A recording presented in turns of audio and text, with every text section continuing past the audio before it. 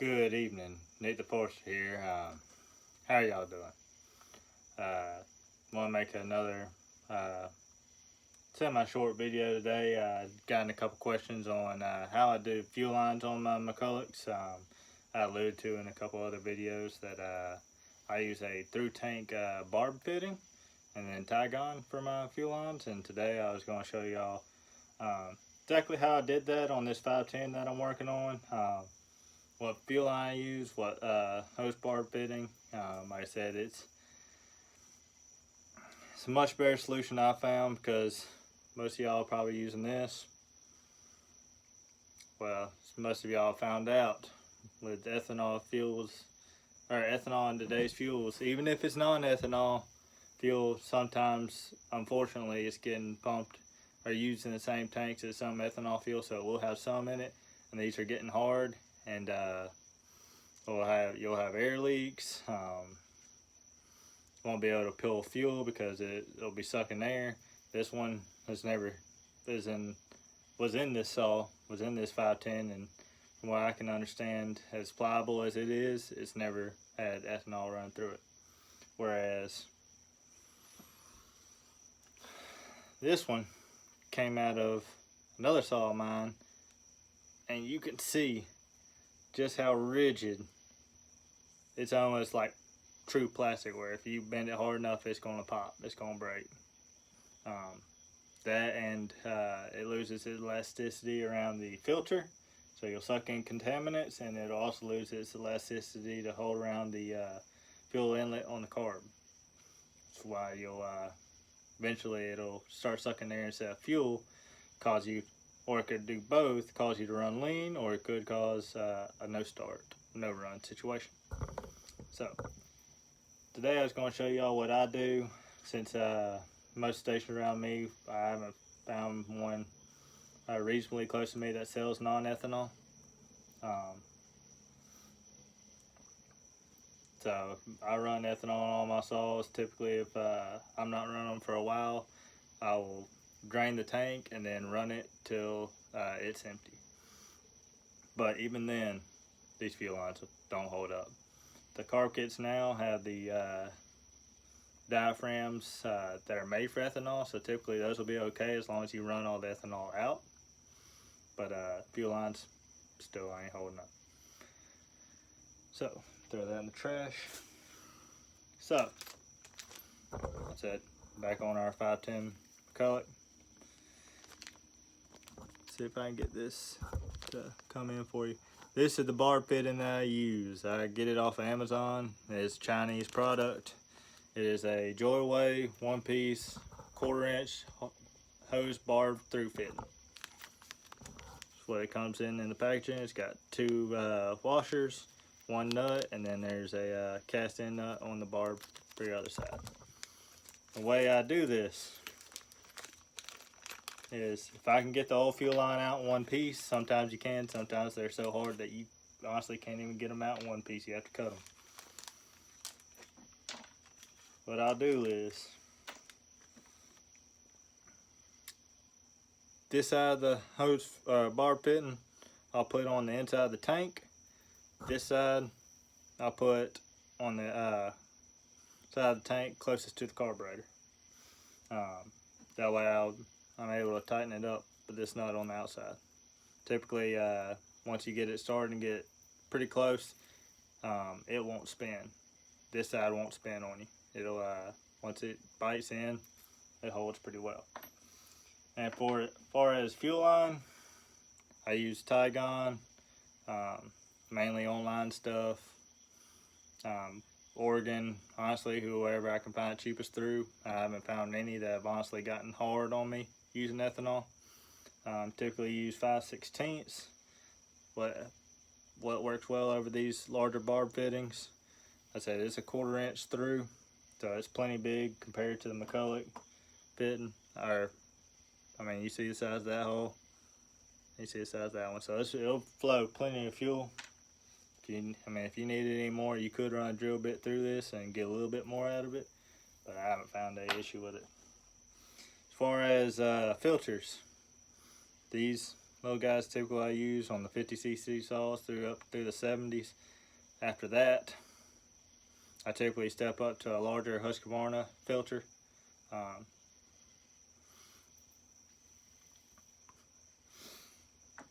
And then as far as cutting my, or getting my length on my fuel line, like this one I got off in one piece. I'll take this, I'll go ahead and set in my filter on one side, take this, mark it out about the same distance as what it was from the factory. So about right there, it should give us enough to get it on the other side. I'll give it just a touch more. Wire cutters, or you can use scissors if you want to. Cut it off. What I'll typically do, and I'll put the camera angle a little bit further down for you.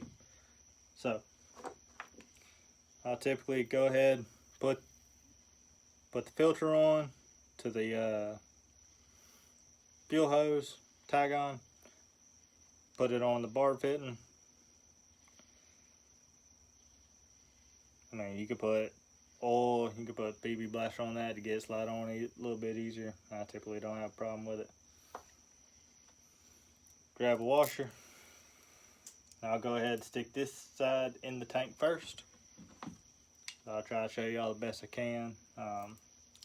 It's a little tricky. Sometimes you gotta bend this up, keep it from, and typically I use, let me find my long pair of needle nose pliers. These are very thin head needle nose pliers. You see the end actually bent down a little bit on this set. Grab it right here on the outside of the base right there, and you can sneak it in there. Just gotta be careful that the washer doesn't fall off. Sometimes it will. Not sure if it did there or not. Nope, it did not. Get it there, stick it all the way through. Grab it on your other side, hold it, put your finger on the back side of it, and throw your other washer on, throw your nut on. It's about that easy. Sometimes I'll leave it just a touch loose.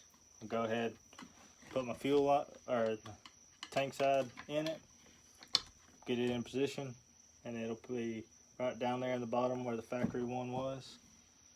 Push that one back just a touch. Don't know how well y'all be able to see that, if at all. I need to get a little bit flashlight, but that's what it looked like, the barb coming out of the tank. I mean, if you needed to, you probably could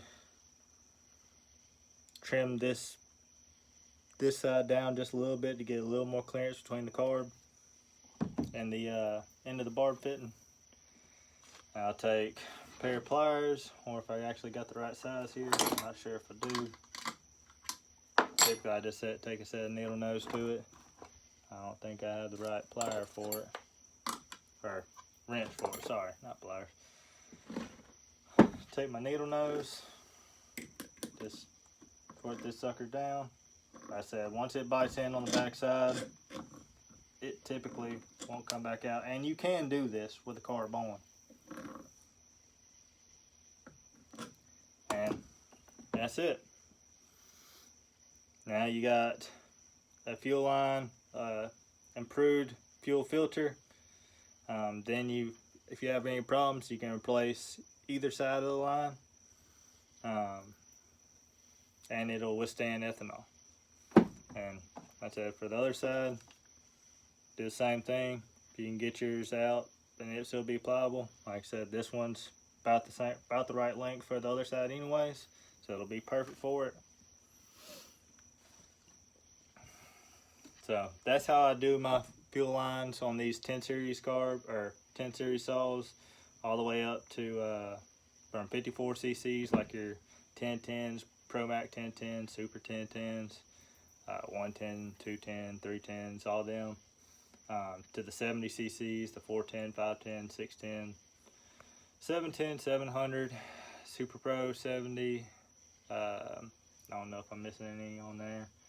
And then all the way up to your 80 cc's like your Super 80s, Super 81s, 850s,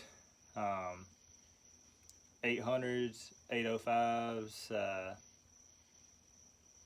what else you got? Double Eagle 80, or your 8200s. If it's got that style tank, you can do this trick that I'm showing. I said I'll put a description of this barb fitting down in the comments. I said that typically I think this is 5/16 fuel line, so it'll flow plenty of fuel. Its smallest restrictions either going to be this 1/4 inch barb fitting or your inlet on your carb. Another thing I want to show on this video is, like I said, 510. If you look online at the most popular chainsaw site, as far as specs go, it's showing as a 54cc. I can go ahead and tell you that is not the truth. Got this piston here. See that piston looks like a 1010 or a 605. Take your set of calipers to it.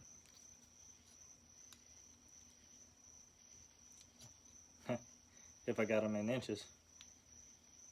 And it is this one is showing 198. It's 2-inch piston. So it's a little less known saw than your 610s, 710s, 700s, but the 510s are a 70cc saw as well.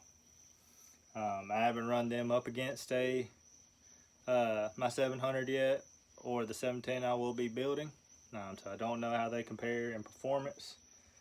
I do have that one y'all saw earlier on the channel that we put the carb adapter on for the Bullfrog, converting it from a Bullfrog carb to your like Walbro SDC mount, your later 10 series carbs. I haven't tested that stock saw versus the 700 or 710, so I'm not quite sure what it'll do. This one will be getting ported. I don't know if y'all be able to even see that. Let's see. No, y'all probably won't. Oh, well, maybe if I get in the right light. No, I don't think y'all will. But if you take these apart, their transfer ports look a whole lot similar to your earlier 1010 saws. I guess I haven't torn down the 610, so I'm not sure if it's the same kind of transfer port. All sports same as your 610, 710, 700, no bridge, so it's got a pinned piston. It does have the larger bearing in the bearing retainer, bearing sleeve, whatever you want to call it, insert. So I'm not quite sure how this will match up to the other 70cc saws, but we're going to port this one how I know how to port 1010s, these transfer ports. I'll take a little bit off the piston for the intake timing, and I may take 10 or 12 thousandths. That's typically a degree, maybe a degree and a half. And then the exhaust, I'll clean up some imperfections on. Same thing with the intake, it has a few imperfections, but not too many. But pretty much it's just going to be transfer work. That's mainly what this all will be getting. But hope y'all enjoyed this short little video, short little update on what I want to do with this 510. And then, like I said, the fuel line, how I do my fuel lines. I said I don't think it's worth fueling with aftermarket factory replacement fuel lines for these 10 series. Even some non-ethanol stations, sometimes they get put in the same tanks that have had ethanol in them before, and they will still harden up your fuel line. So if you can find a good station that has truly separate tanks, I mean, you can run them all day and they shouldn't be no issue. I haven't been able to find any close to me that have non-ethanol or that haven't made the fuel lines hard. So that's why I decided to go this route.